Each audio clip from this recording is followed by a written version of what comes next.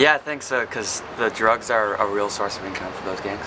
I think there's always going to be a black market for for a commodity, and marijuana is a commodity, and it may reduce the violence, but there's still going to be a lot of violence just because people want weed and they want it cheaper than what the government will provide it.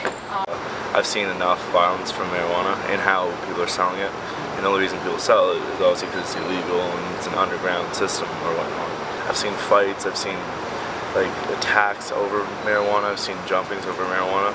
So I think that if it was legalized, I think it would reduce a lot of violence.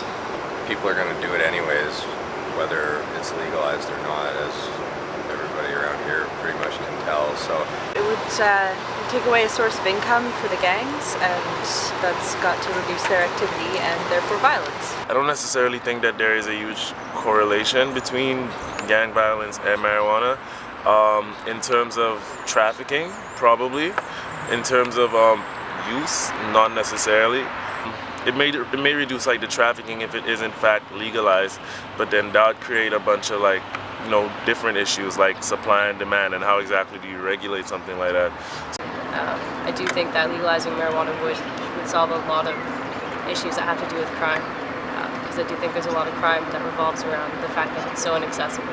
I think keeping it behind the scenes allows for these gangs to transport it. Just back in the 30s, just like with the prohibition of alcohol. I mean, you saw the same result, and then once you legalized it, the gangs started to disappear with that. So I think you could see the same thing with legalizing marijuana.